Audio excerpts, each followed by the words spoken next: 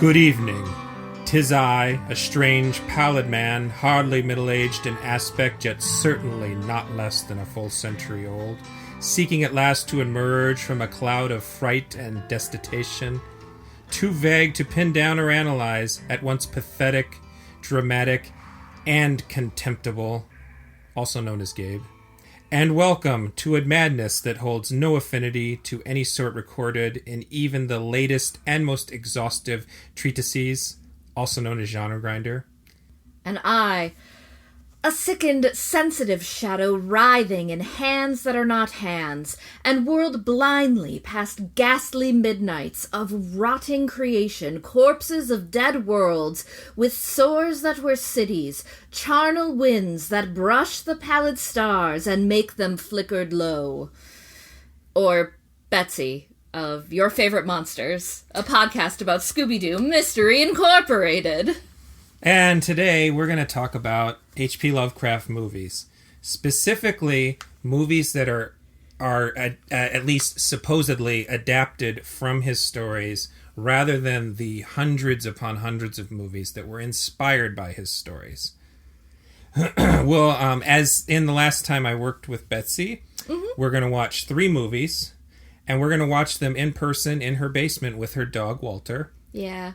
And, He's such a sleepy boy. And then we'll come back and talk about them afterwards. Instead of what I did on the last one with Patrick, which was talk about 42 movies as quickly as possible and very frantically. And we watched them separate from each other, and he didn't see some of the ones I saw, and it was kind of a mess. This is going to be like a more of a cool breeze. Oh, didn't even mean to make a Lovecraft reference, and there I made one.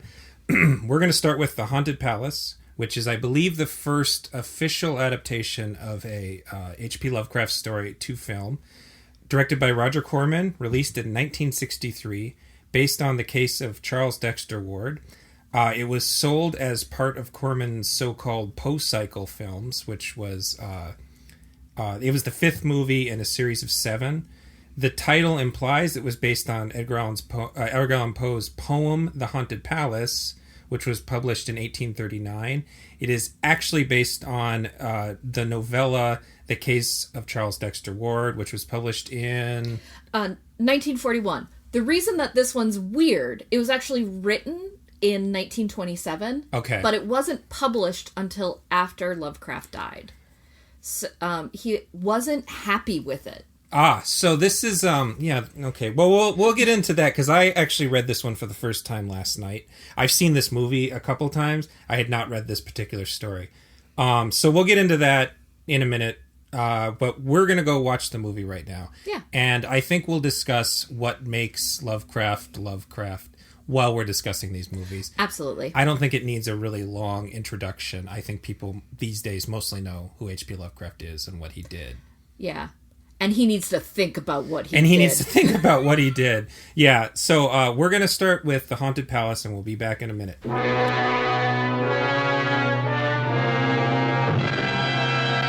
You are invited to an open house where horror will be your host. The Haunted Palace. You, who find a kind of macabre joyousness in the horrifying, will enjoy yourselves as in ecstasy in The Haunted Palace, starring Vincent Price, a being who lived and died and lives again. I'll not have my fill of revenge until this village is a graveyard. And intriguing Deborah Paget, whose appealing beauty inflames the blood of the bloodless. Lon Chaney, carrying on a family tradition of masterful motion picture horror, while the strange and feared new master of the Haunted Palace reaches for the skeleton of one long dead. Surely after all these years, I'm entitled to a few small amusements. Okay, and we're back from watching The Haunted Palace. Yeah. It is more based on the Lovecraft's story than it is on the Poe poem, which they just sort of used the title and threw in a little piece of at the very end of the movie. But it also fits for the most part, with the other Roger Corman Poe movies in its structure and such. I feel it's more of a Lovecraft adaptation by way of taking some broad themes from the story, case of Charles Dexter Ward, kind of rearranging some of the order and then some of the themes from other famous Lovecraft stories and kind of pushing them in. Because we were talking, there's some Shadow over Innsmouth kind of stuff being pushed in with the breeding with the old gods. Right. And Dagon is another one. As someone who hasn't read every Lovecraft, even close to every Lovecraft, I do confuse this one. I think this was the first time I read this story, was for this podcast. And it is not one of the better stories. But as you said, it was not released because he didn't like it. It's interesting. Some people think it's one of his better because he didn't futz with it as much.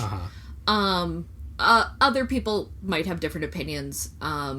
But it is pretty typical in that he goes on and on and on about describing a lot of sceneries and places with a lot of potentially needless adjectives. He's a lot like Tolkien in that way. Well, yeah, at the risk of outing myself as a plebeian, I do find it very hard to read some of his stories. And this one, and we're going to later talk about The Color Out of Space, are both stories that describe the landscape a lot. Yes. I think one of the things about Lovecraftian horror is that they have to establish what the world looks like to show that something's wrong with it. Right. It is... There are ways to do that is more interesting occasionally than how Lovecraft himself decided to do it, and in a lot of ways more understandable. Why do you think he wrote like that? Was it that was the way he wanted to write? Was it a case like the Charles Dickens joke where he was being paid by the word? You had said that he was a big fan of Edgar Allan Poe, and Poe is I think, a much more genuinely poetic, like he paints a prettier picture. Was he trying to do that, or was just this the way he wanted to write? So there is this interesting thing about Lovecraft is he was inspired by being educated, but he was not somebody who went to college. He couldn't get in. He wanted to study mathematics, but he wasn't good enough at it to do it. So he read a lot of encyclopedic texts. He learned how to do language from dictionaries. And so this is the kind of language you get when how you teach yourself how to word, you do it from books that are very old. And you find out what words mean from old encyclopedias and old dictionaries. So he actually has more in common with Tolkien than I even imagined, except for that Tolkien was actually educated. Very. But Tolkien would write a story based on his love of other languages and wanting to create his own language. Yeah. Okay, that's interesting. I never knew that. Okay. Yeah, I mean, part of one of... So, Lovecraft actually wanted to study the stars, but couldn't. He didn't have enough math skill, so he wrote about them instead. And he was...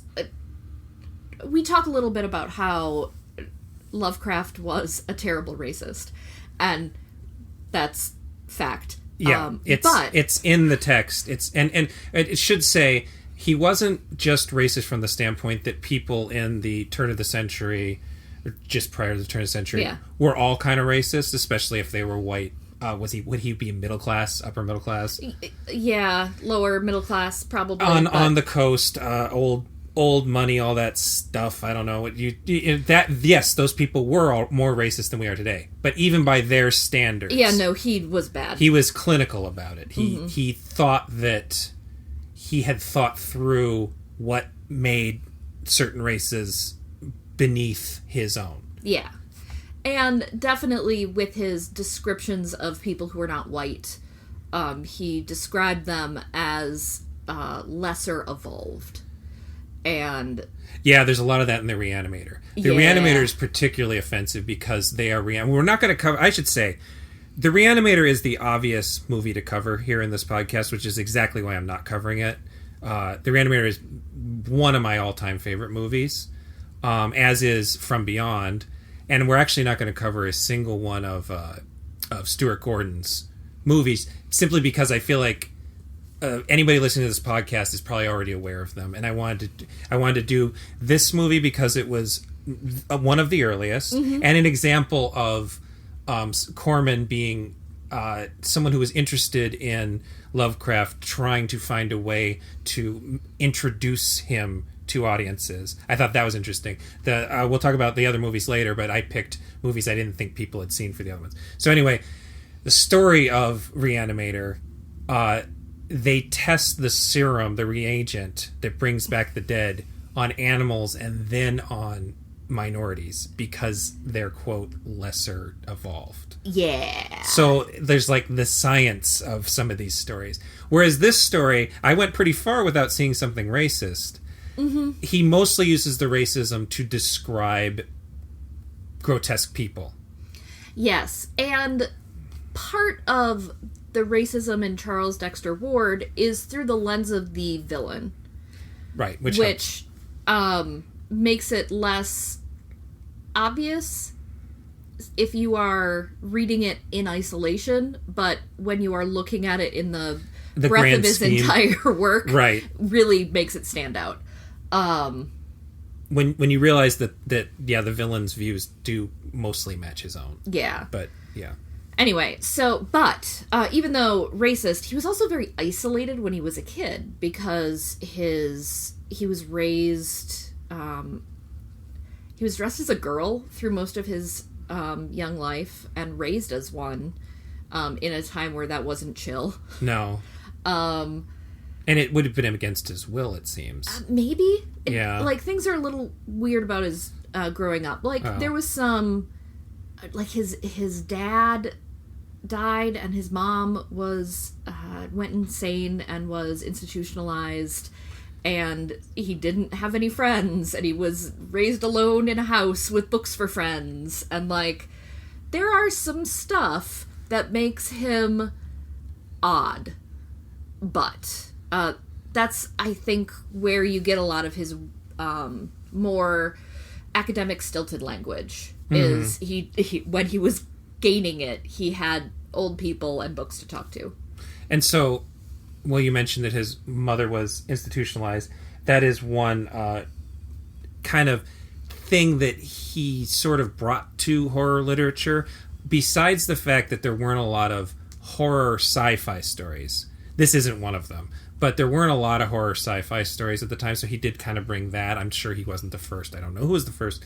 But the idea of institutionalization being a terrifying thing, I don't think that was particularly common. And that ends up being a thread in the less specific adaptations. Like In the Mouth of Madness has the structure of one of his stories with the character being put into an institution. And funnily enough, this story begins with a character in an institution. Yeah, with actually the character escaping an institution. Right. And which actually isn't reflected in the movie. No, not at all. This is the part where we're like, oh, this is a looser adaptation than you might think, because it mixes things up, but the institution is never mentioned. Let me give you the, brief 10-second rundown of Charles Dexter Ward, the story. A guy escapes from an institution, very clearly laid out as under the name of Charles Dexter Ward, and we find out pretty quickly that it is actually his relative from 200 years ago that has, through magical trickery, possessed the body of his aunt, or his descendant. Shenanigans happen, mostly due to the fact that his ancestor, who is evil, doesn't know anything about his descendant and speaks with flowery old language. People figure about because he's a mass murderer and a necromancer. And they have to summon a spirit to get rid of his evil, and there is some discussion about who that might be. Some people think it's Merlin. And unusual about Lovecraft stories, there's a really simple incantation that destroys the evil.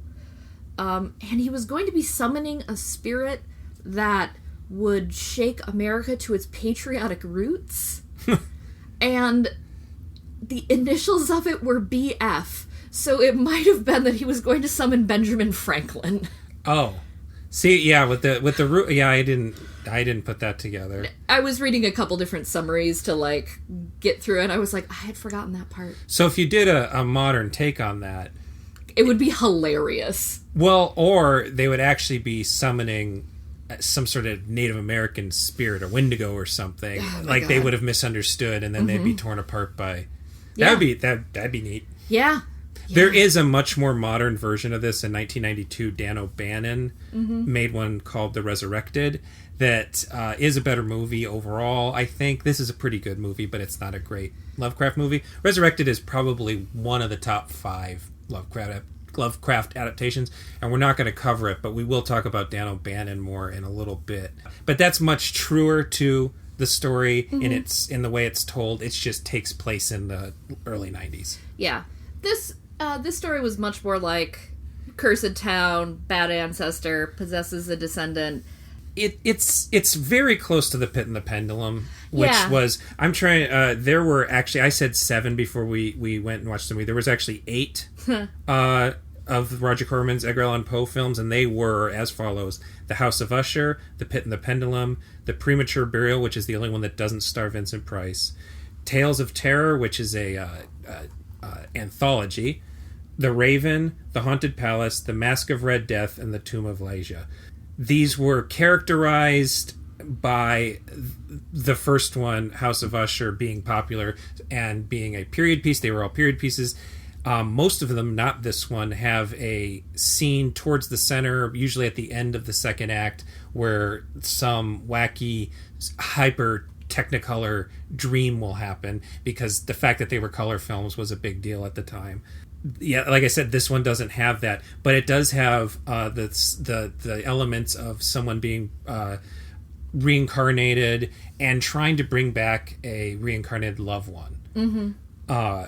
In this case, all that stuff, kind of like watching it again, thinking about it after having read the story, Dexter Ward, that stuff is kind of warring with each other. Yeah. All the fact that Vincent Price's character, the evil version, he's playing 2 characters in this. He's playing Charles Dexter Ward, who is a mild-mannered, nice guy, who's actually very sweet-natured, and is a fun character to watch Vincent Price play, because in so many of his horror movies, he's playing either an outright terrible evil person, or a sort of sarcastic, comically arrogant person. Yeah, and just to see him play somebody who really loves his wife and, like, cares about things and really doesn't want to hurt anybody is just nice. And he's really good at playing startled, with pretending he's not startled. Like, that kind of speech pattern. So he plays both characters, and you can tell they're apart because not just his mannerisms, but because the Kerwin version has cakey, supposedly gray makeup that's verging on green. Yeah, the terrible death makeup is a thing. Part of it is the movies of the time, but part of it, I mean, it does help to tell the evil people all have, like, almost literal death masks. Yeah. But, yeah, the, like, corpse makeup that everybody has when they're evil. And it hardly ever goes down past the face. There's always the back of the neck, and the throat area is always warmer, which goes back to stage makeup not being... Anyway, but yeah, watching it again, you realize that these 2 things, that there is the Edgar Allan Poe, Roger Corman Poe style story about evil person who gets burned at the stake at the beginning of the movie because he's a warlock, which is very much in keeping with stuff Betsy and I actually talked about at the last podcast about witches being burned at the stake and then swearing vengeance on people. It's a very common thing in other Roger Corman movies, and in Mario Bava's Black Sunday, which Corman respected and actually helped put out in America. And then he swears vengeance, and he comes back, and he gets his vengeance on 2 people. I think I counted. 2 people. And then there's all this extraneous stuff about him also trying to bring back this lover or paramour, or whatever you want to call her. Yeah.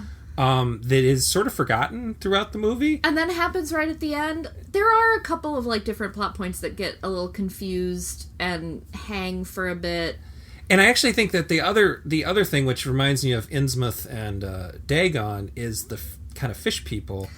Yeah, there are people who have mutations, and there's a doctor, and he literally says mutations, which is interesting. Yeah. Where they are kind of fish people. One of the people who gets killed has a fish hand. Yeah, they have like webbed fingers. Or no eyes, or like deformed mouths.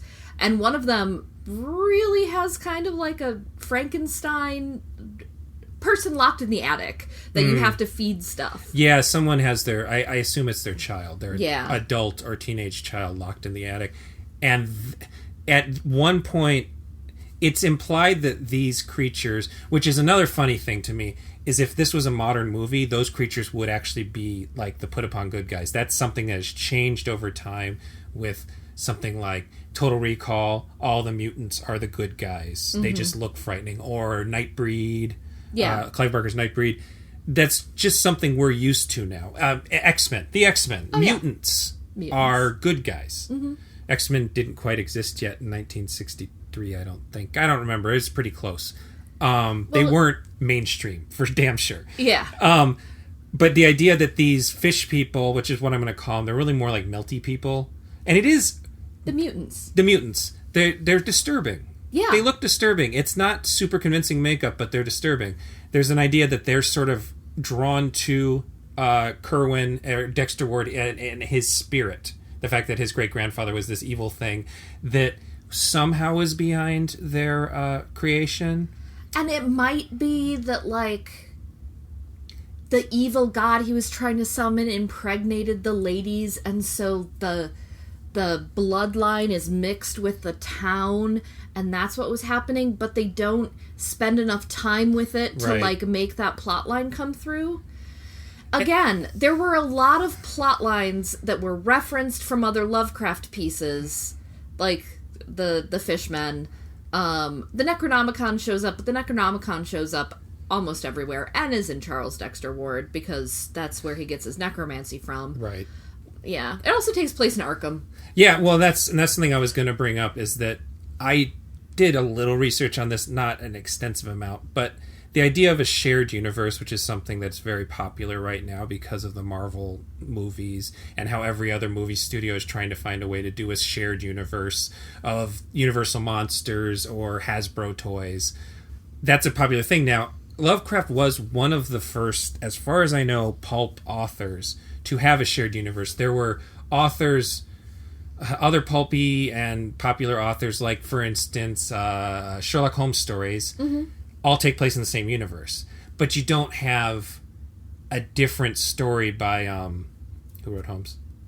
Arthur Conan Doyle. Arthur Conan Doyle didn't write another story that referenced Sherlock Holmes, as far as I know. But Lovecraft wrote all these stories that have the same places. There's this one in particular, this movie in particular, mentions Arkham, the city of Arkham, which is one of 3. He had Arkham, Dunwich, and Innsmouth. Yeah. This is the city of Arkham. They use the Necronomicon, which is this Book of the Dead concept that he came up with that's actually used in the Evil Dead movies. Yep.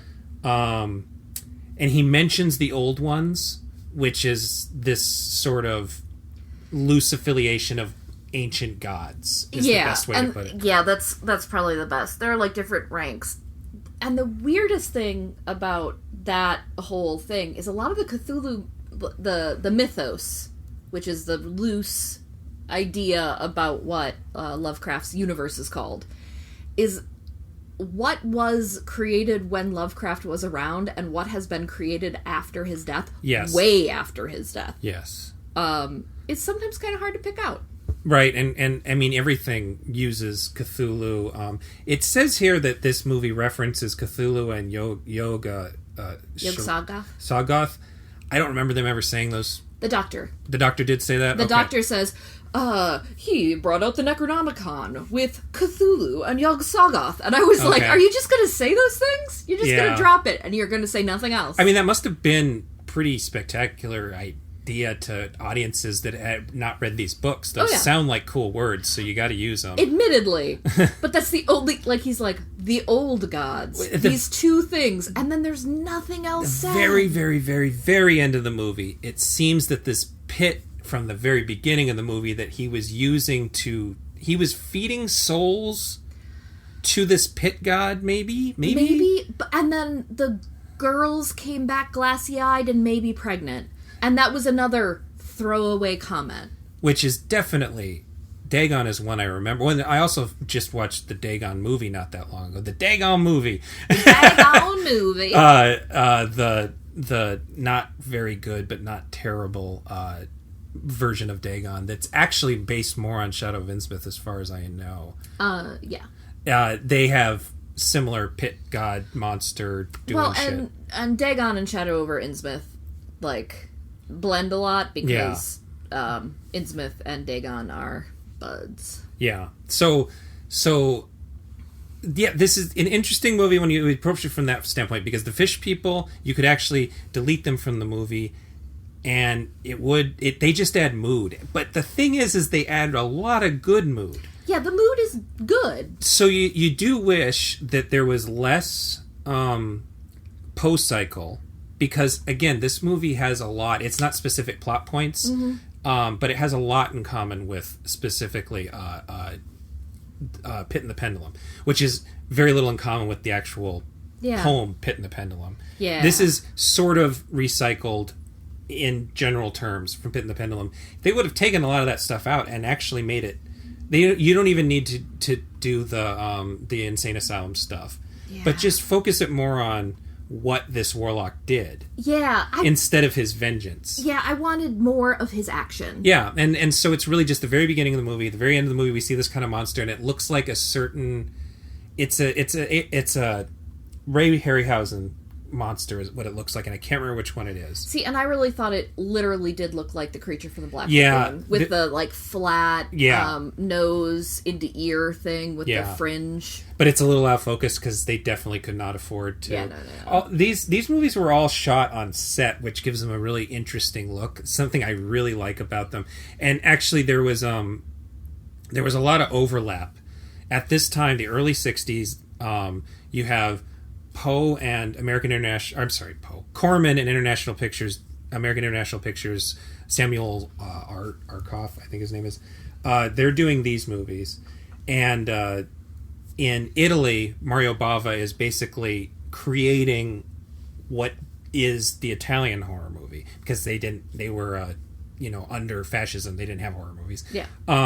And in England, Hammer horror, so Terence Fisher and other Hammer horror guys are creating the new version of English horror, and all these movies are all shot on sets, and they're very stagey, and they're all period pieces, and they're all super colorful, because color film being affordable enough for a B movie is a new idea. Yeah. And they're all feeding off each other. Bava and Corman particularly had a pretty good back and forth that I don't know if they ever spoke personally, but they definitely respected each other. And there's actually a slightly funny story where Lon Chaney Jr. plays one of Price's two lackeys, one of which comes out of nowhere. The Lon Chaney one is living in the house, is clearly undead, and is a butler, basically. Yeah. And then at one point, another dude just wanders out. And he's like, my friend! Yeah. And you're like, what? And they mentioned he had two, like... But we don't see them at the beginning of the movie. It's interesting. No, and we don't. And I honestly thought that they were going to say that the girl was the other one. Yeah, no. And, like, that would have been a perfect way to, like, bring her in and, like, have it be reincarnated as the wife or whatever. But no. They were like, no, we need more of this really slow, gradual possession, which just dragged on a bit. Yeah. Anyway. But apparently the Lon Chaney Jr.'s part was meant for Boris Karloff. And Price and Karloff ended up in The Raven together, but Karloff was shooting Black Sabbath with Mario Bava at the time. So there was actually like this situation where all these guys were in such demand in England, Italy, and America And I mean, their movies would be showing at the theater at the same time too. But that was the one case where it almost created problems for Corman. And there's like, of all the Bava movies, Black Sabbath was the one that Corman re-edited the most. And so there's like suspicion that maybe he was a little pissy about it, but really the way he re-edited it was to remove all references to lesbianism, which wasn't cool with American audiences. Yeah. And because he wanted the Boris Karloff part of the 3 stories is the biggest one, he wanted to put that one at the end. That's fair. I do have to say, talking about people who are working together, I was not sure when you were talking about shared universes if you were going to go into the fact that one of the really interesting things about Lovecraft's shared universe is other writers in the pulp time also wrote into the Lovecraft universe. And that was what I was going into, and I lost my train of thought. Yes, so like the author of Conan the Librarian. Conan the Librarian, which those classic barbarian tales. Yes, writes about one of the old gods. And I don't remember which one. And actually, very similar names. And I never put that together until right now. I just played that Conan video game. Yeah. And the gods' names all have very Lovecraftian. There's actually a funny story where they all, like a bunch of the pulp writers at the time were doing like a round robin short story, and they mailed it to each other to like write another thing. And Lovecraft in his titular form was writing with the purplest of all possible prose.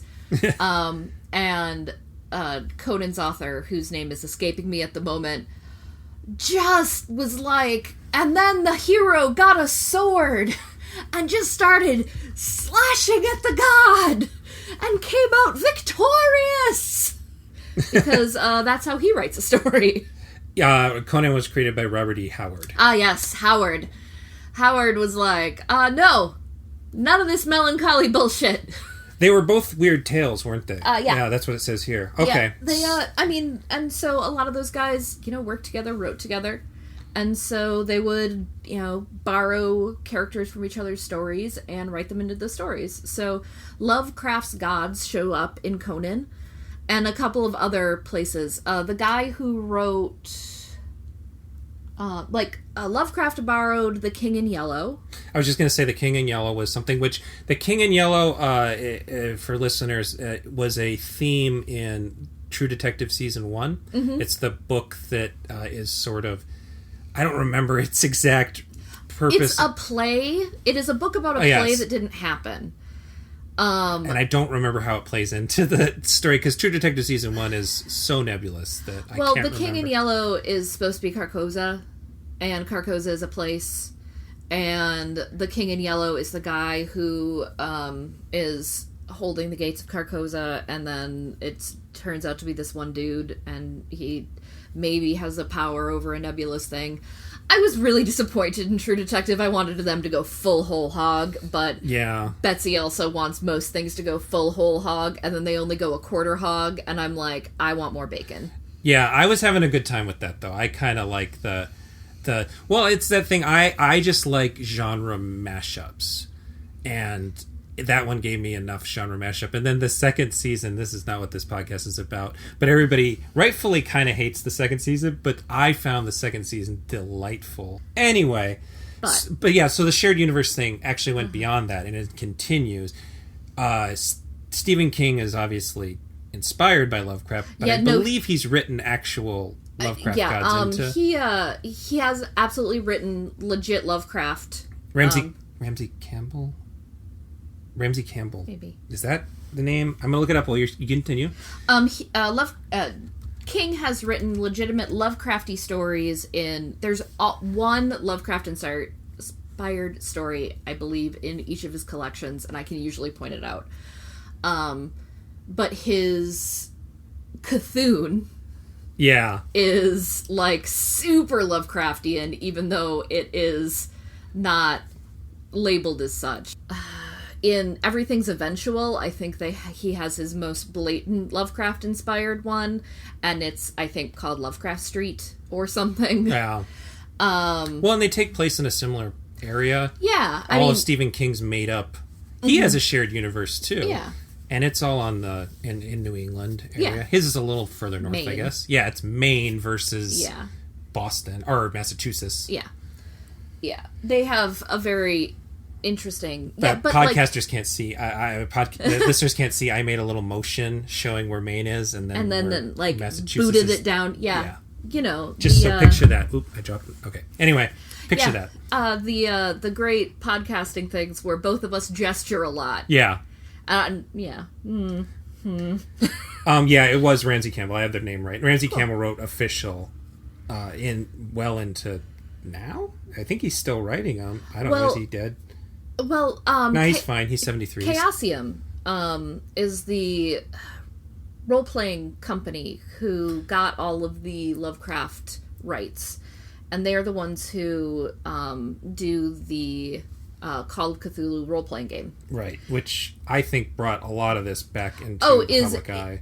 Absolutely where most of the Cthulhu mythos has come in the modern age. They are 100% the people who have gotten most of this standardized and gotten everything like in a place where people can actually talk about it.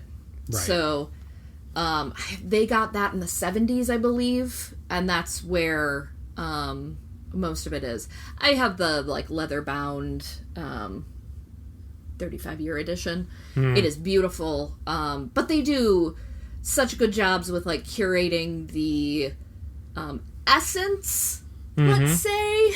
Well, and that has colored our version of what Lovecraft is.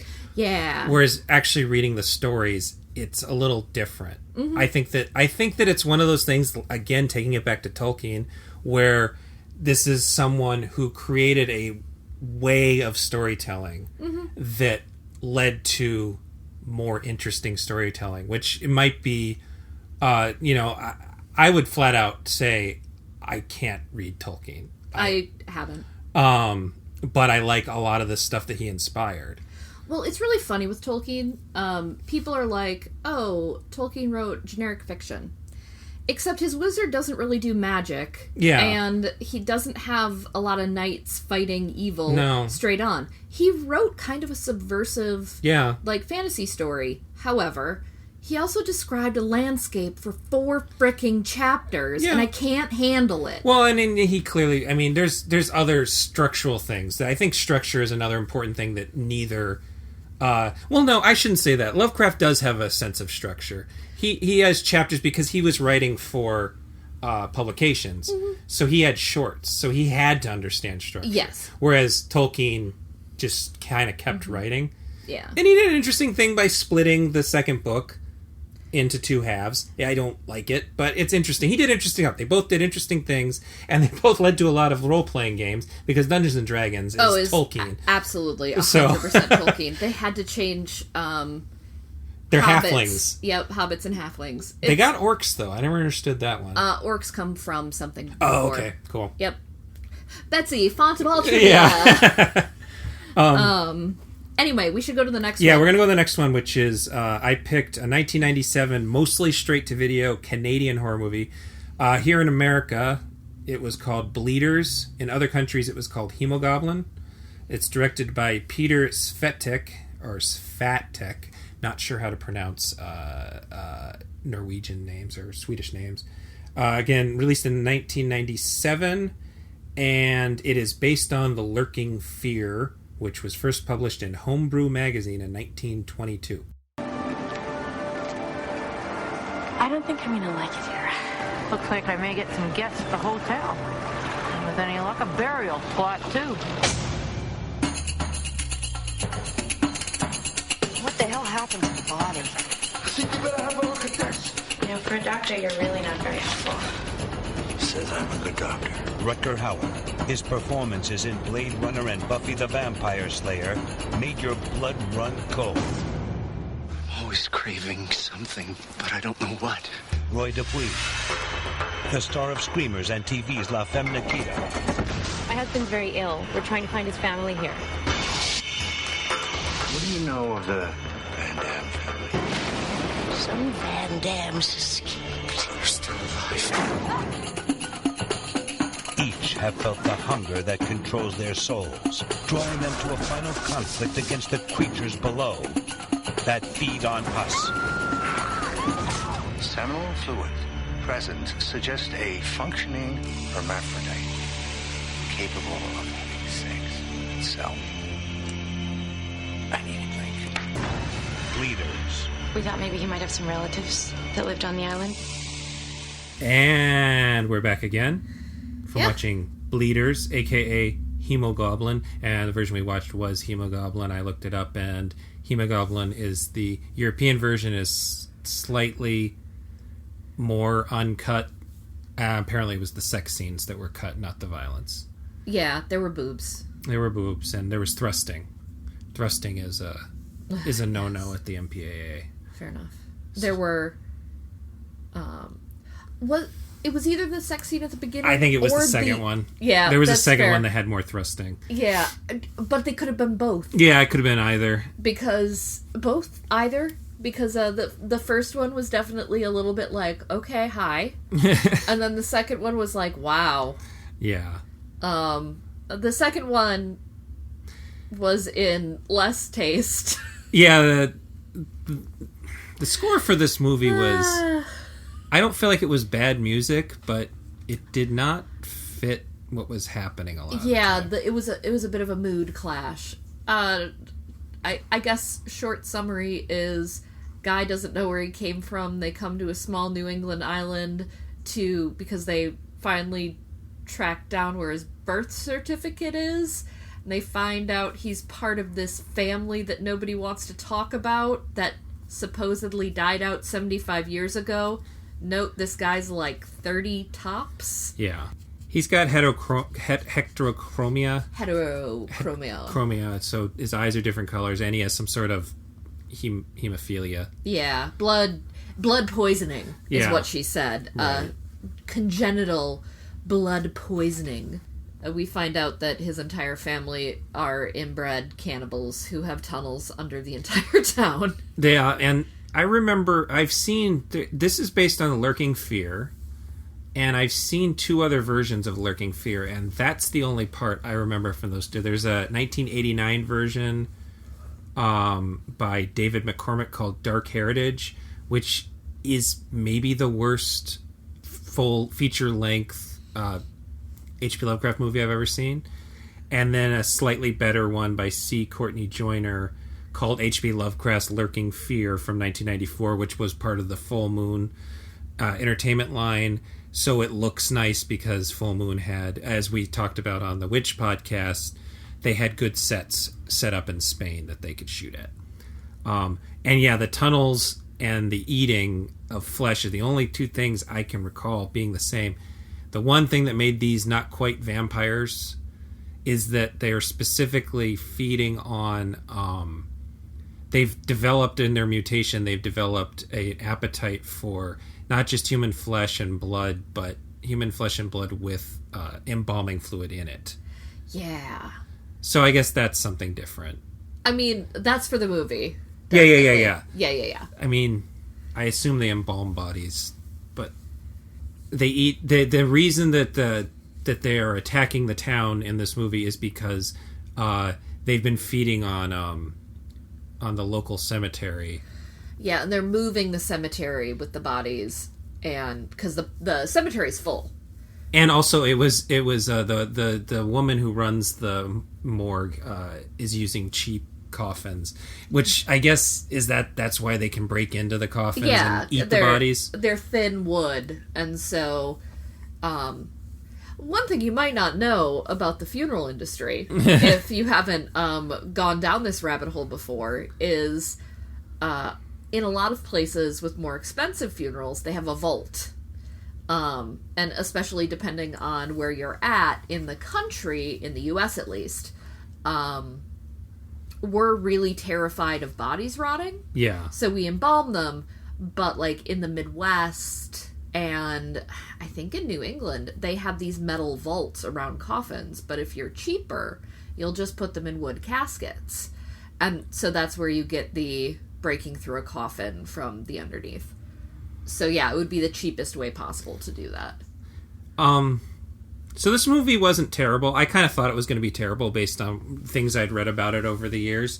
It was fine. No, it was perfectly fine. It was dumb, but very dumb. But it wasn't boring.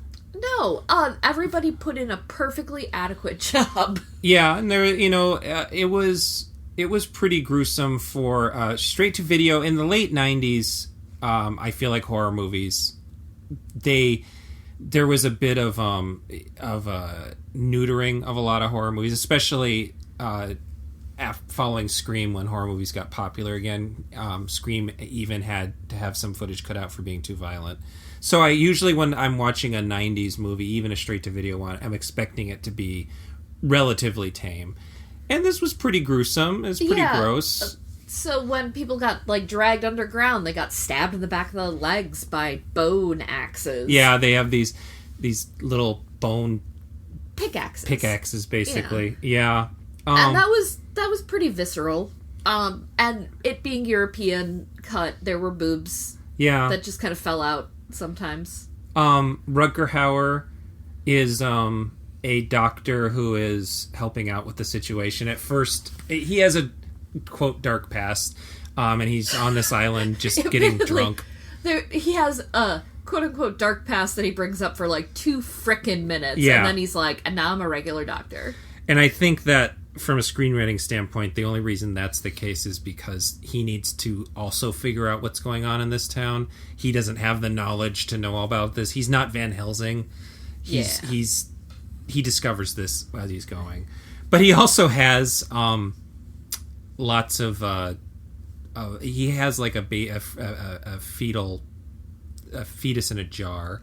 So he has a collection of weird shit too. Well, but he also said he was taking over for that's right. He was taking over for the other guy. So the other guy had that. So the other guy had done all the research, which is a bit of a Lovecraft thing, where you take over someone else's research. Because they went mad.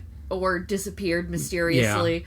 Yeah. And you're just here. You're the temporary. Yeah. And you don't know what's going on. Yes, that is a very Lovecraftian thing, where you're like, oh, this is completely normal. Yeah. Wait, it's not.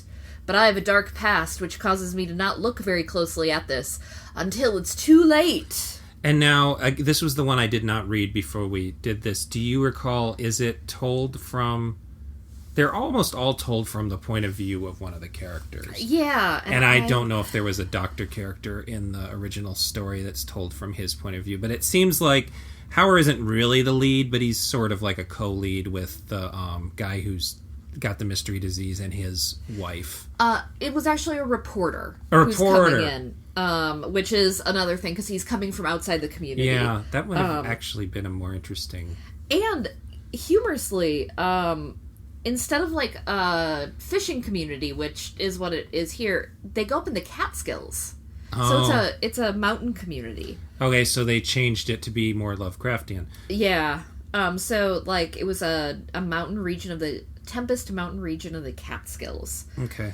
And a bygone aristocratic family whose decaying mansion remains nearby is what the Martinses.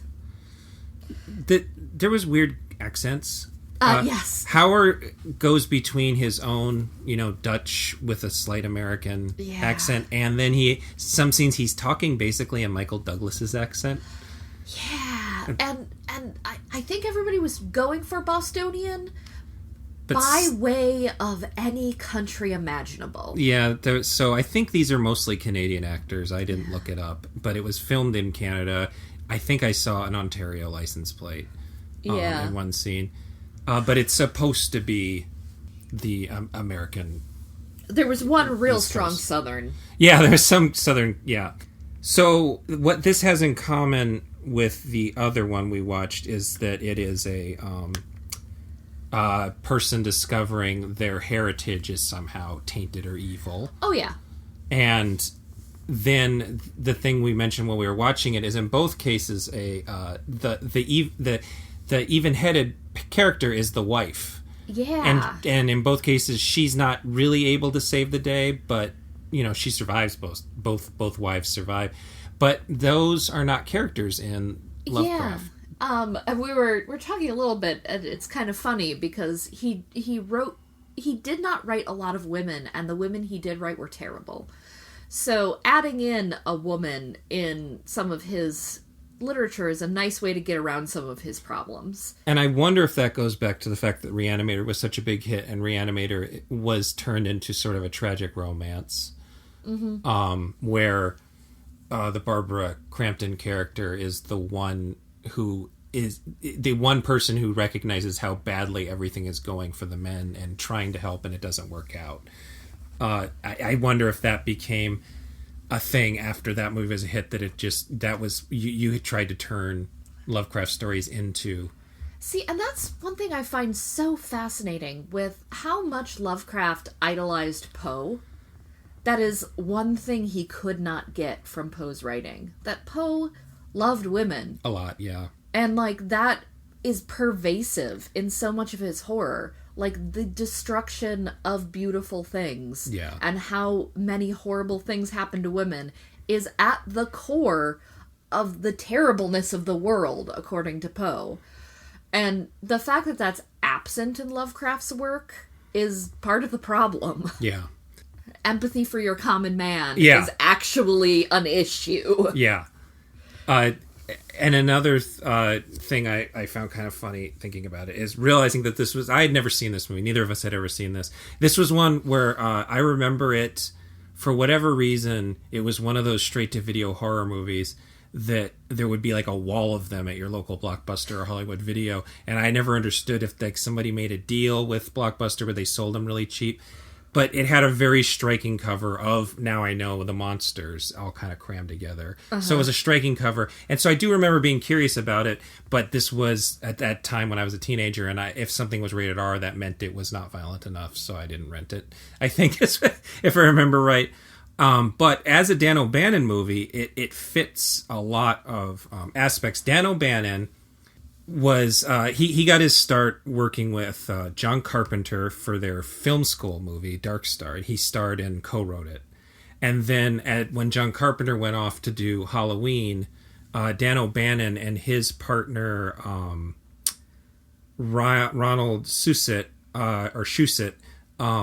they made the original script for Alien, which had the basic parts of what became Alien, but was rewritten a bit. But he was also the one who, when it turned out, when he realized it was getting taken away from him and he wasn't going to be allowed to direct, he was actually the one who aimed Ridley Scott at H.R. Geiger.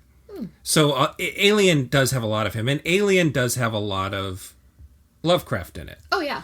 And so you have Alien, and then later Dan O'Bannon wrote the screenplay for Gary Sherman's Dead and Buried, which came out in 1981. And Dead and Buried is about a small coastal town with, it seems like a fishing industry, that has mysterious goings-on, and people come to town to figure out why the townspeople are being so weird and murderous. And it turns out that the morgue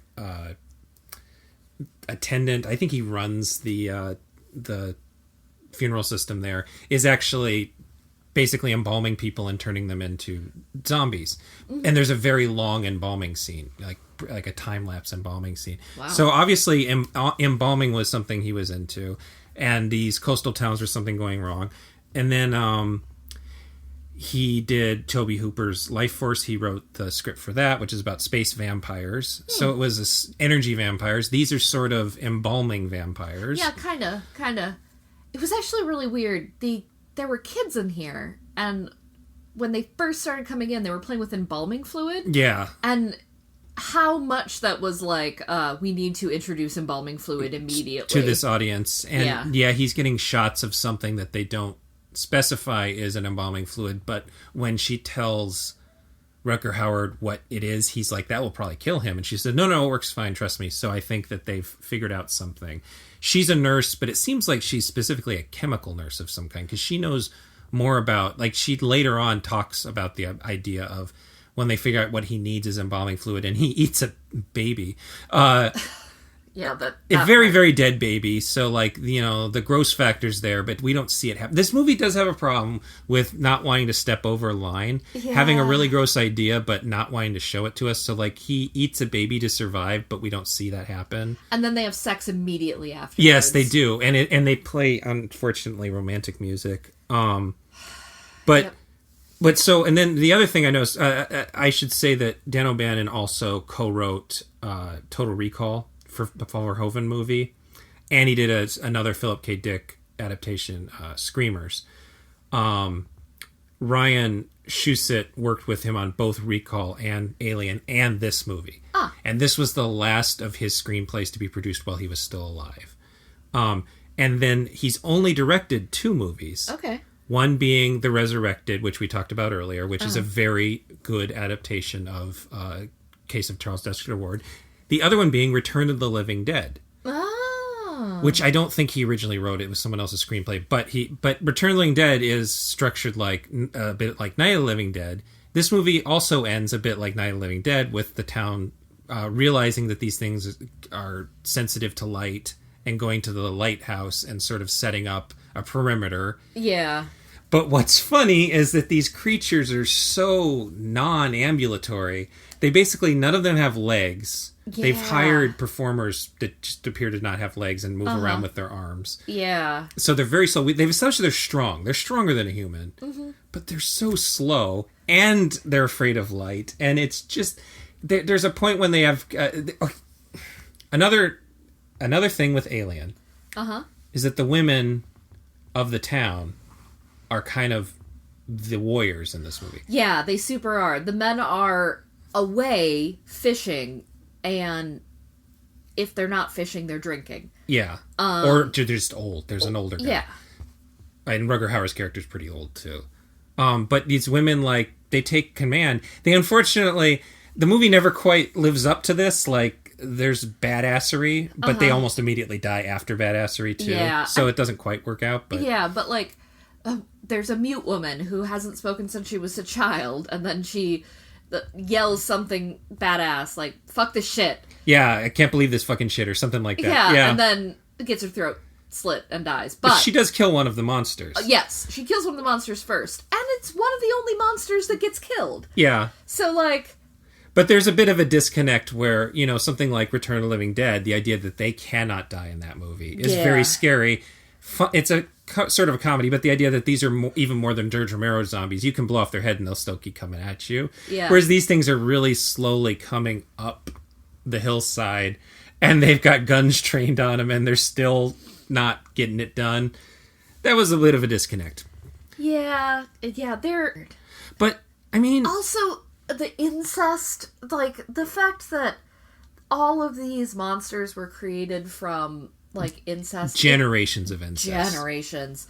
And, like, the whole thing ties back to the heterochromia.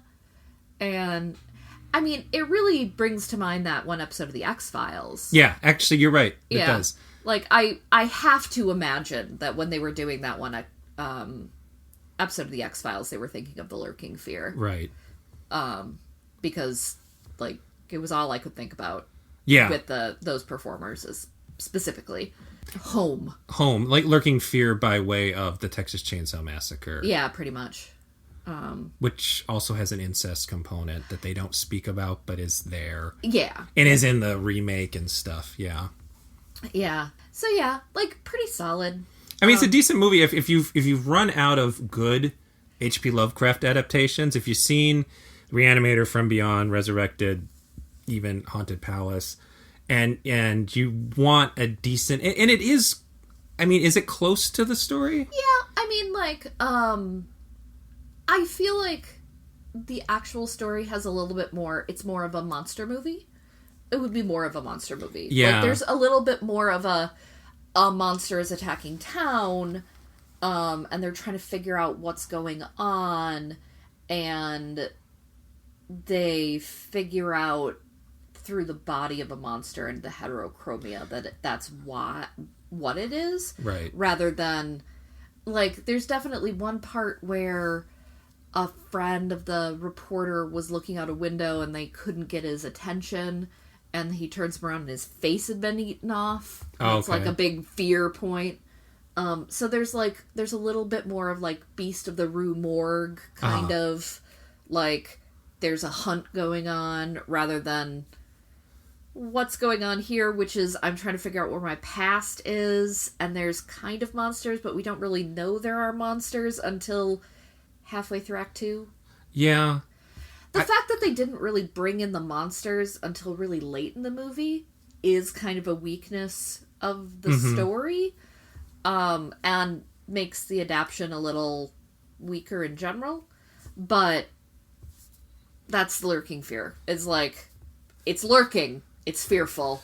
So it is even more like Reanimator than I thought, because the Reanimator story is really about Herbert and Dan doing their experiments. The Reanimator movie is about that, but it's also about the fact that Dan has this relationship and that what's going on at the school. So this added a relationship component that's almost backstory. Yeah, it's one of those that, like, in a short story, you can drop people in the middle of something, and you'll accept that because it's only 50 pages, or it's only so many pages, and you'll be like, okay, it's a book, I'm fine with this. In a movie, you need more than that because they're people that you're watching. Yeah. And sometimes you can accept it because it's good enough, but a lot of times you need a little bit more to hang your hat on.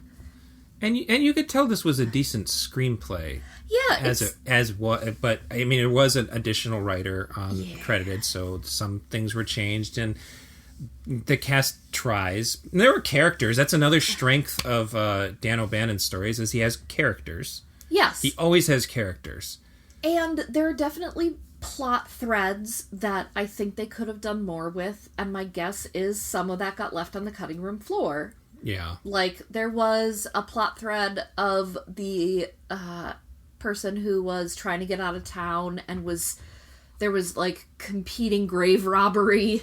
Yeah, that did get dropped, didn't it? Yeah. And there was a thing about these kids being around, and why are they playing? And so I thought that maybe they were the ward of...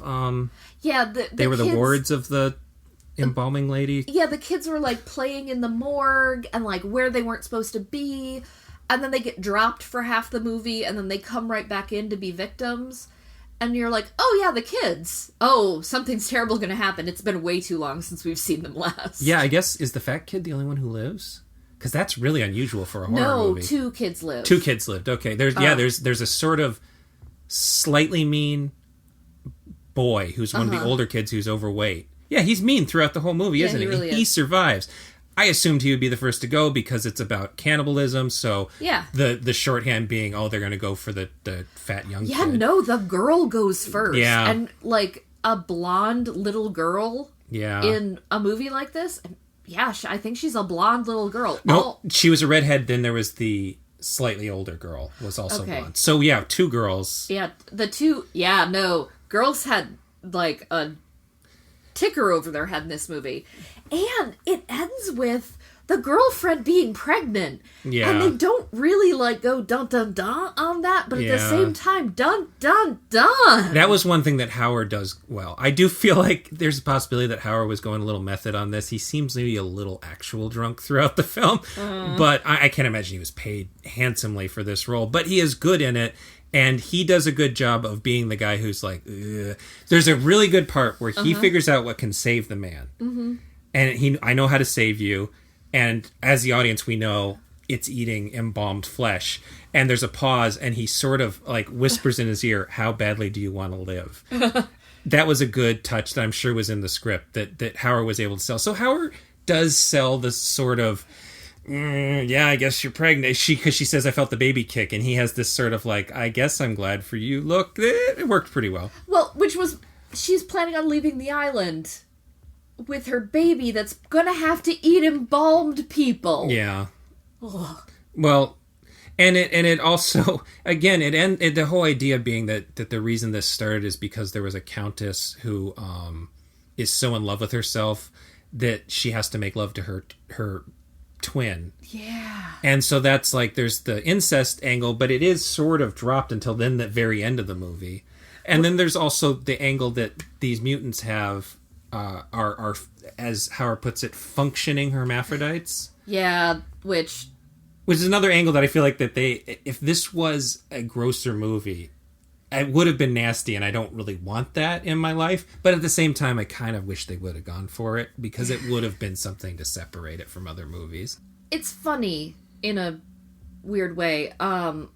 Lovecraft usually has something weird and sort of like unnatural mystical going on, except Lurking Fear is just like incest. Yeah. The only thing about it is it's his other thing where it's like the human grotesque. Yeah. Yeah, so not the worst movie, not the best movie. I don't think there's a very good version of it out. We watched the DVD and it didn't look great, so yeah, I mean, don't break your neck finding it, but yeah, and I mean it was fine. Yeah. It was all right. And so the next movie on our list, and going to be the last one, is The Color Out of Space. This is a German film. This is much more recent, 2010, and it's directed by Huan Vu, who is a Vietnamese, born in Vietnam, I believe is what I looked up. He was born in Vietnam, but grew up in Germany. And it's apparently very arty. And I'm really excited. Color Out of Space is my favorite Lovecraft story. Yes, it is the most adapted one, which we will talk about. I have some notes there. Okay, so we'll take a break and we'll see you again. Alles begann mit dem Meteoriten.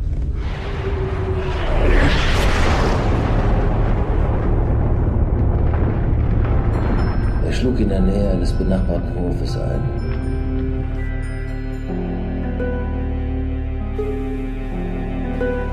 Was ist? Er ist noch verdammt heiß. Um auf den Hof der Gärtners zu gelangen, mussten sie bei uns vorbei. Ich sah sie, neugierig wie ich bin ich mitgegangen. Wir waren gekommen, um noch eine Probe zu nehmen, weil die erste verschwunden war. Spurlos. Einfach weg. Niemand vergisst sie. Die Farbe. So, we watched The Color Out of Space, also known as Die Farbe. Yes. Oh, I always roll things because it's Spanish.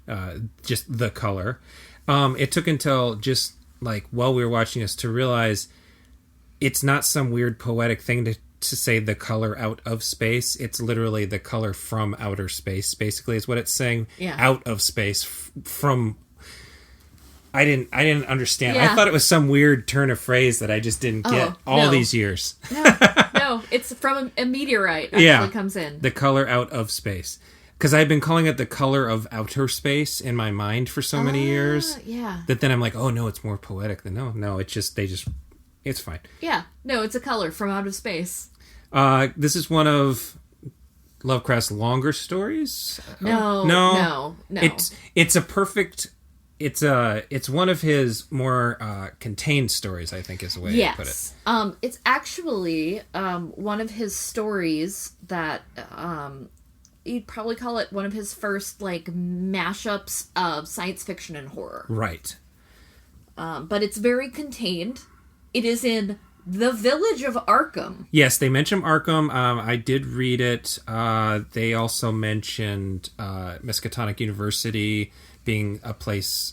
I don't think that they actually study the meteorite there, but no, I think they just mentioned that it's nearby. Yeah. Okay. I think some professors from Miskatonic came down to study the meteorite. And so the story was originally published in Amazing Stories in 1927. Mm-hmm. It is almost certainly the most adapted Lovecraft story.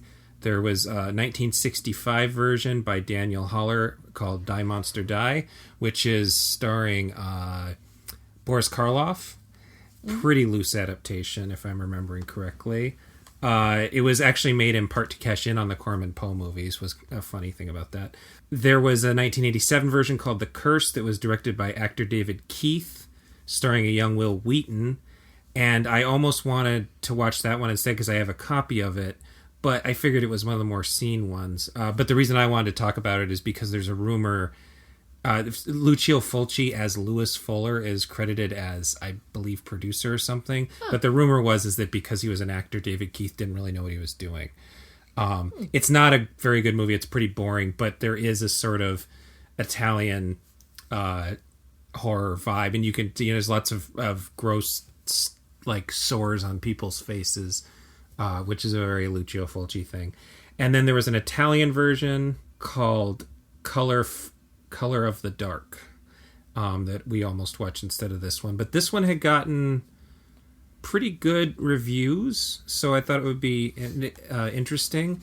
It was, I think that it's also important that a lot of H.P. Lovecraft culture is fan films, and I guess I don't really know what the difference between a fan film and an independent film, but there is a whole culture of very low budget, often short films based on his stories. And I think probably the difference between independent films and fan films is fan films are adaptations of cult material.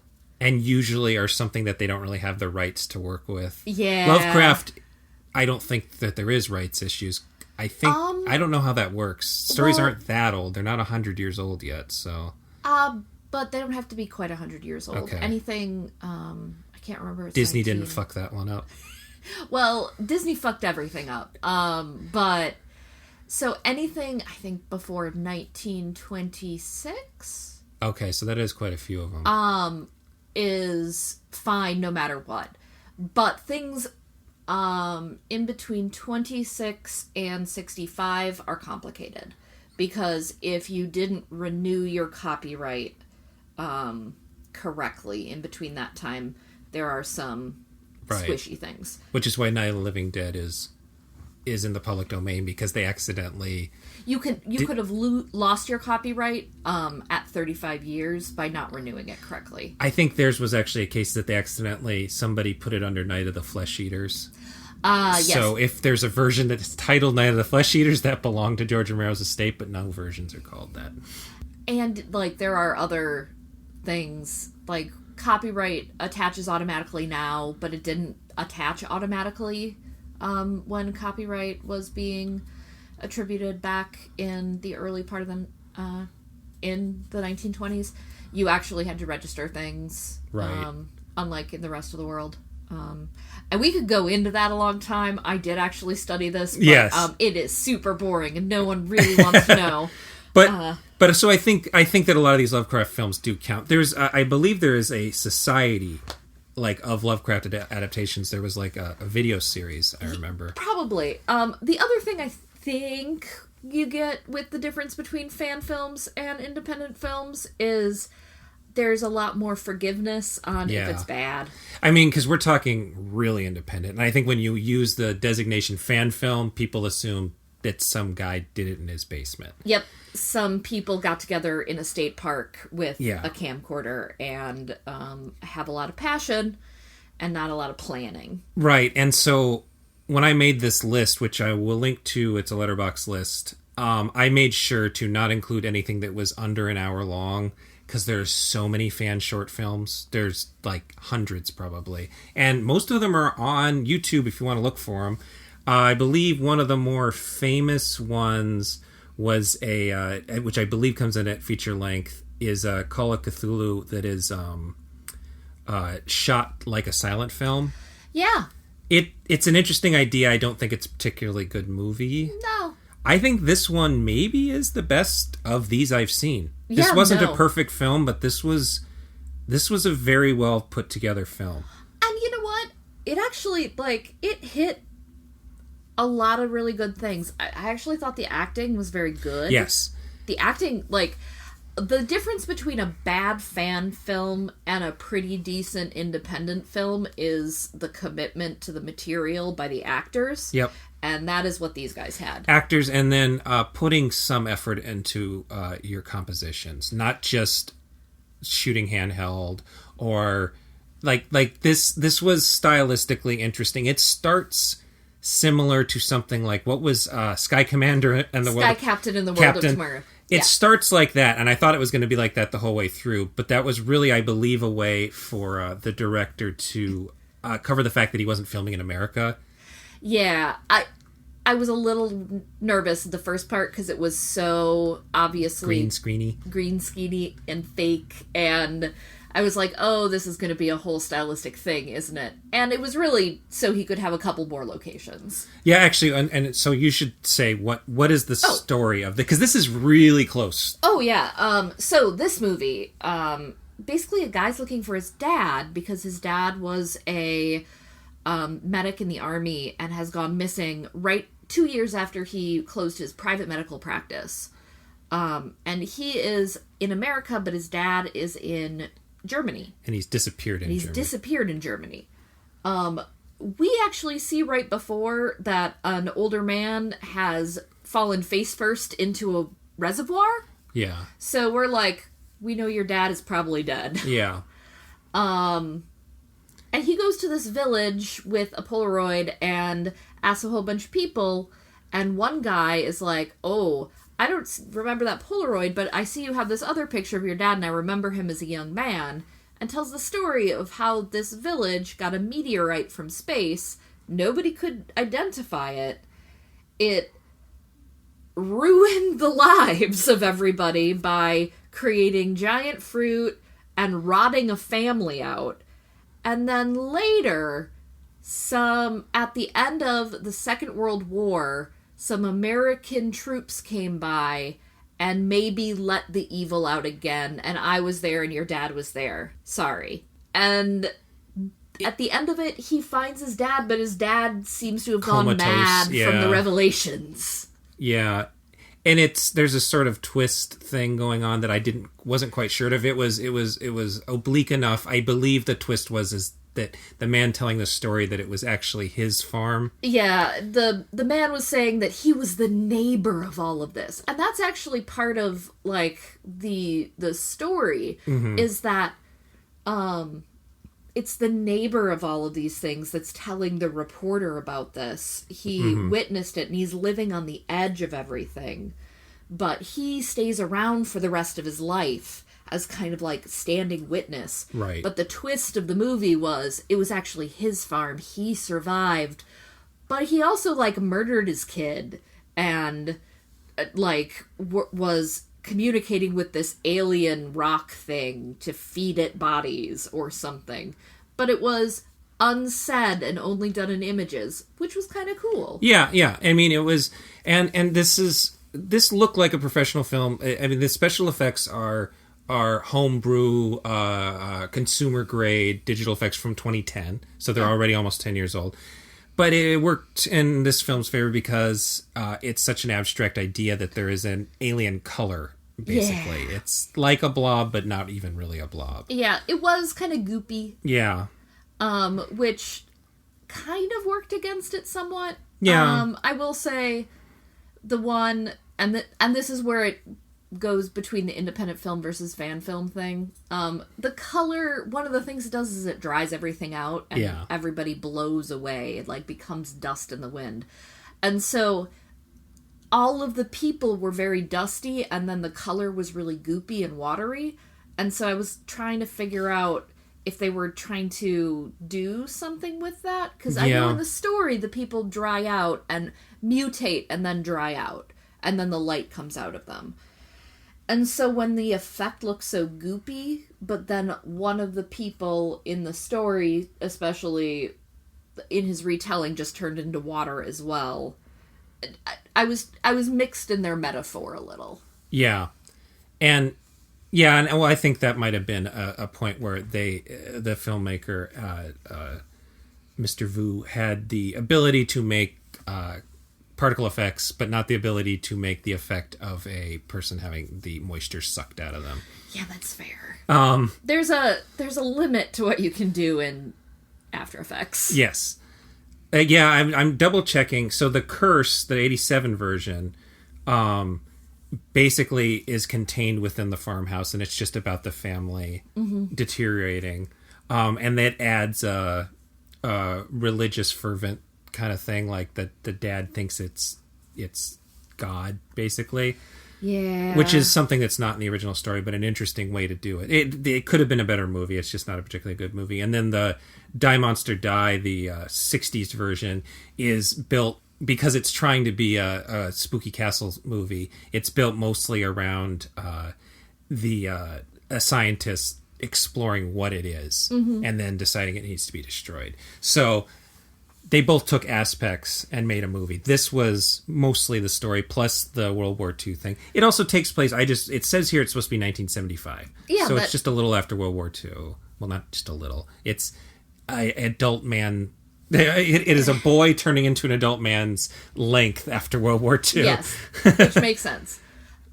Given everything, we were trying to take a guess, given costuming and haircuts, about what it was supposed to be, because we had missed an age marker.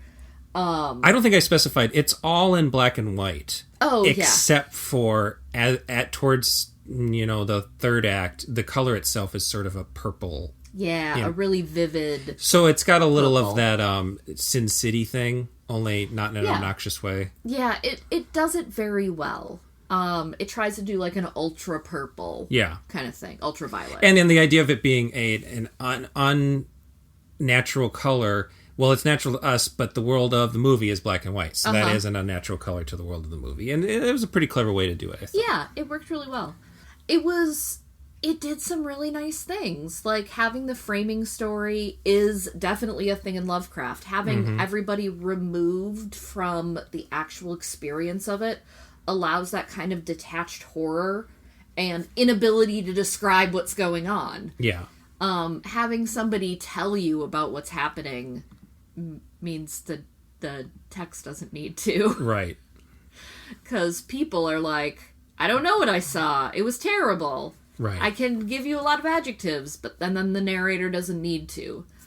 It's a gimmick, but it works. Yeah. And it's scary because you have a person describing to you what you saw. It's the same thing when you have your narrator be first person. Yeah. You only have the words of the person. Right.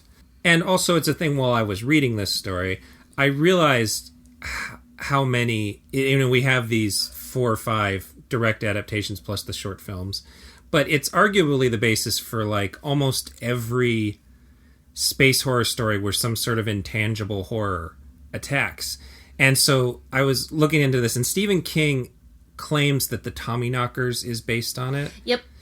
And so that one didn't, but as soon as I remember Stephen King, I remember that in George Romero's Creepshow, which King wrote the screenplay for, in the episode in which he stars, there is a farm and a meteor hits, and there's this bright green stuff that's plant matter, and it basically goes over everything and turns everything into plants and eventually kills the character, and that's the whole story. So that one's very much... Oh, yeah. the farm setting and everything. And then that made me go even further that there's several versions of the Blob. The Blob just comes on a meteor and has nothing else to it and is an intangible and is even pinkish. So this movie had a similar color. Yeah, John Campbell Jr.'s Who Goes There has some stuff in common, which was made into John Carpenter's The Thing. Which definitely is... Lovecraftian, though... It's more of a catch-all. Yeah. It's got a little bit of At the Mountains of Madness. Yeah, and At the Mountains of Madness, I feel, is one that... At the Mountains of Madness is an expedition that goes down and finds evidence of, like, a huge temple of worship of these old gods. So I really actually think it's a lot like Aliens vs. Predator. It's like Aliens vs. Predator. It's like Prometheus. Yep. Oh, it's super like Prometheus. Yeah, and I was telling Betsy that Guillermo del Toro had a version of At the Mountains of Madness in production, and when it went out of production, his theory was that Fox realized they had already made Prometheus. Yeah, I also think that he hadn't won his Oscar yet. Yeah, exactly. And $100 million. It was probably too weird, and I wake up angry about it a lot. Well, and so there hasn't, I don't think, been a feature version of At the Mountains of Madness. No, there hasn't. There's a whole bunch of movies and stories that are based around it. Oh, yes. But there's the Alien movies. Well, another one that I realized reading the story Color Out of Space was one of my favorite movies of 2018 was Annihilation by Alexander Garland. that at the time was telling myself, oh, this is a little like The Thing, but with all women and a little more metaphysical. But now I realize, no, it actually, like, it's even more abstract. It's changing, it's mutating things. I mean, and it is a shimmer. Yeah. I mean, it is based on its own book. Right. It's based on the book by Jeff Vandermeer. The trilogy. Right. The trilogy. And from what I understand, I have not read those books. It's really loosely based. It's based, what I understand, it's based on parts of all three of the books mushed together. Okay. So that's where it becomes more loosely based, is it's not on any one of the books. Okay. But yeah, so I have an affinity for this type of story, because those are a lot of, those are movies that they say something about disease, they say something about mental illness, they say something about isolation. Yeah, most versions are about isolation. Yeah, the whole when things start going bad, if you cut yourself off from everyone, it goes worse. Right. Is something that is really touched on here, but not focused on, but I think is really important. And like, you see the end product of it. Everybody goes real bad in this story, because once things start going bad, they isolate themselves. They stop coming to the festivals. They don't send their kids to school anymore. And the whole town gets worried about them, but they're a small Protestant community. Right. And so they're like, oh, better leave them alone. Yeah. And they all die. Yeah. And the original story, most versions of this story, be they direct adaptations or inspired by, end with the idea that this is not over and it's going to spread and it's probably going to be apocalyptic. So, in the original story, the journalist is coming to talk about what's happening, and they're about to fill the valley because they're doing a reservoir. And so the farm that this happened on is going to be underwater. And so the well that all of this taint was in was going to be at the bottom of a reservoir. And so the implication in the story is that it's going to be buried in water, but like, who knows how long it's going to be until that entire reservoir is tainted. Yeah. Because it spends the entire first half of the story talking about how the heat that the meteorite gives off doesn't have a limit as long as the meteorite is around. So you just, like, you can imagine that this taint is just going to keep growing and growing. Especially in the water, and that water is going to be supplying water for the entire region. In the movie, the reservoir's already been built. Right, so it's too late already, basically. Yeah. And though, the farm isn't underwater. No, he never makes it to the farm. That in the modern day... Oh, okay. Yeah, in the modern day, the son looking for his dad never makes it there. Okay, so the he farm just is hangs underwater. out at the one guy's house. So yeah, it is already underwater. Okay, and then the or it's well. Yeah, that's. They're building the. You're right. I don't remember. It's gonna happen. It is either gonna happen or is happened, and then they show that the water is supplying a very large town already. Oh no, the lights, the people, they will all turn to dust. But the color, the entity that was the color, goes back into the sky. Right.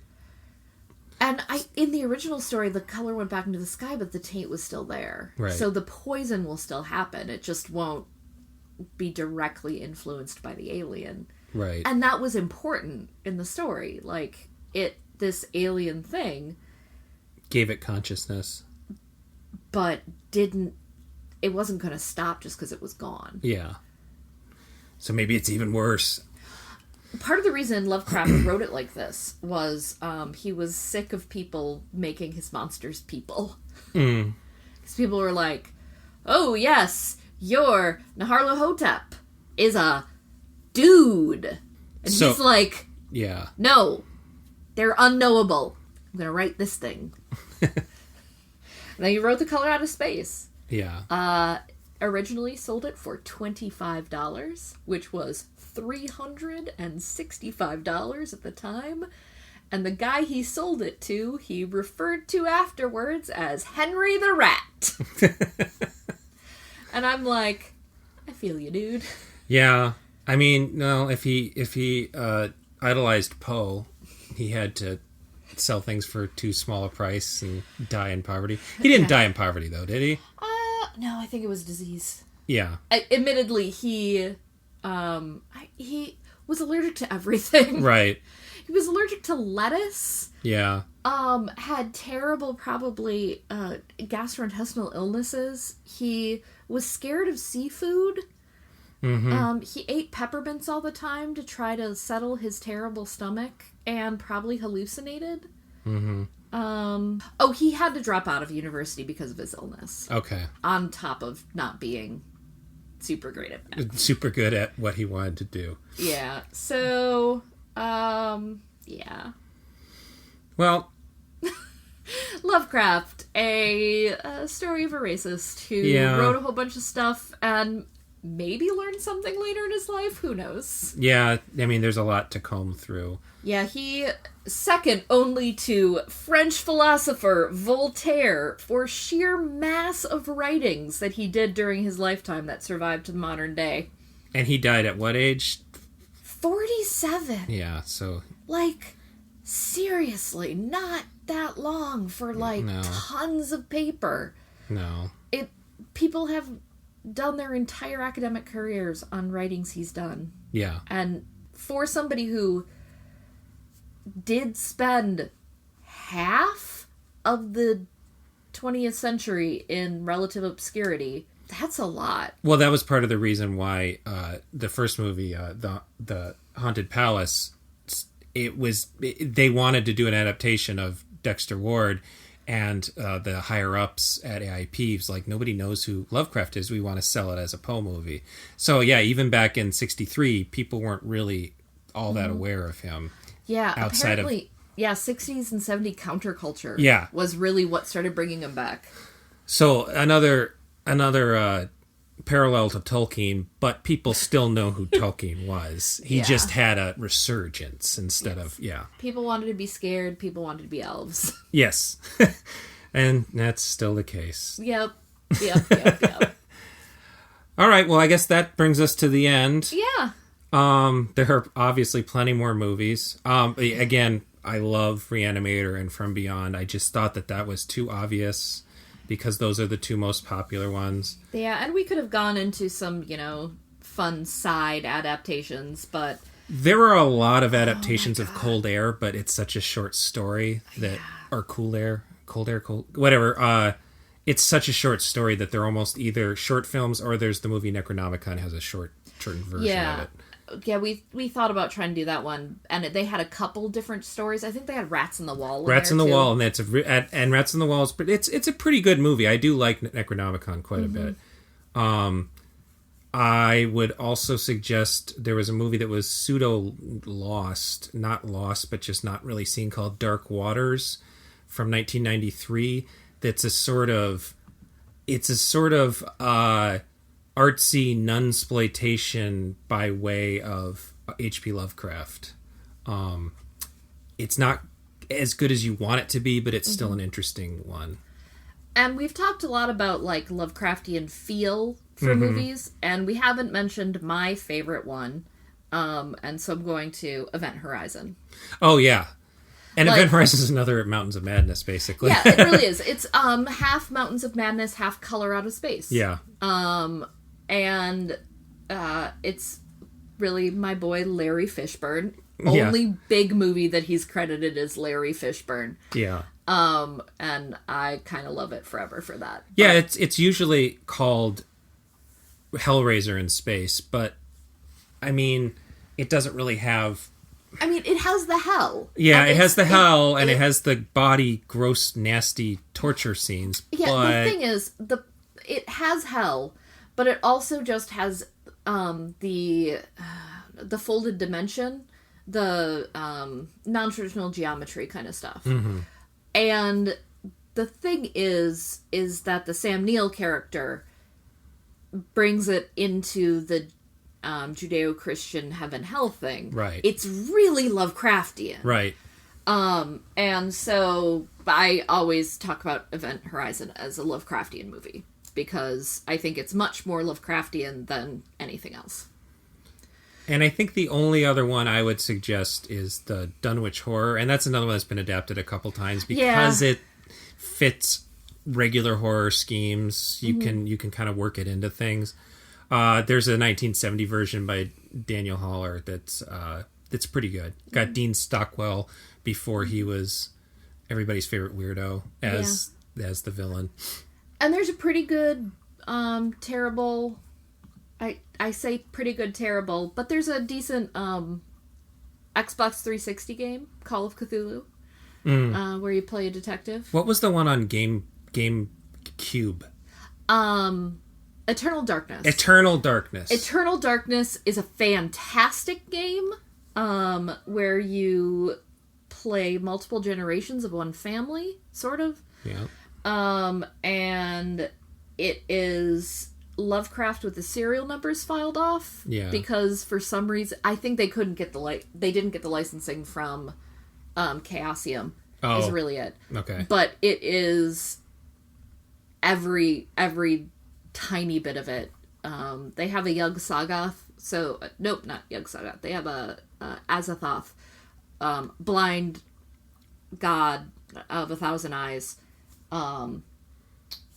That is just hanging out in the background that it takes a lot of lore to find, and I've played this game so many times. Yeah, it's definitely a cult game because it only got released on one system that not a lot of people had the system. And it was a launch game for the GameCube. Yeah, and it was very good. The people who made it had tried to make a couple other games, and none of them ever worked. Silicon Knights, I think, was the studio. But it's fantastic. People keep hoping it will be released for another system. Never has anything, been. Yeah.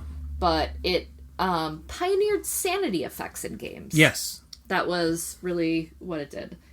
But the Call of Cthulhu game on the 360 is pretty good, and I hear the Sinking City is pretty good. That just came out, but I haven't played it yet. So. I've heard the favorite terrible game. Yeah. So fun but bad. Yeah, which is right in the wheelhouse for Lovecraft games. Yes. It almost is fitting. Okay. Yeah. If you want to find me, I do another podcast called Your Favorite Monsters. It's about Scooby-Doo Mystery Incorporated. We talk about the movies, monsters, mythoses, and cryptids that show up in one specific series of Scooby-Doo, which is one that was in the early aughts. We are in the last 5 episodes of it right now, and me and my co-host Blake Wrights are really barreling through to the end. It's going to be great. Other than that, you can find me on Twitter at Avatar of Chaos. In 2 weeks, I will have the last part up of Patrick and I's slasher movie podcast. I cannot remember off the top of my head which titles we're going to be covering on that one because we're covering all the rest of them, essentially. Oh, yes, here it is. We will be covering Hell Night, Don't Go in the Woods, Lady Stay Dead, Absurd, Just Before Dawn, Strange Behavior, Hospital Massacre, aka X-Ray, Nightmare, Dark Night of the Scarecrow, Halloween 2, Saturday the 14th, Madman, and The Prowler. Ooh. And then I believe 2 weeks after that will be a kaiju show, but I haven't hammered that one down yet. Please reach me if you have any questions or comments on Twitter at Gabe M as in Matthew Powers. On the Genre Grinder website, genregrinder.com, or on the Genre Grinder Facebook page. Until next time, stay moist. That's a terrible thing. Until next time, stay sane. Ugh. Yeah, nope. Can't do that one. Until next time, watch out for octopuses.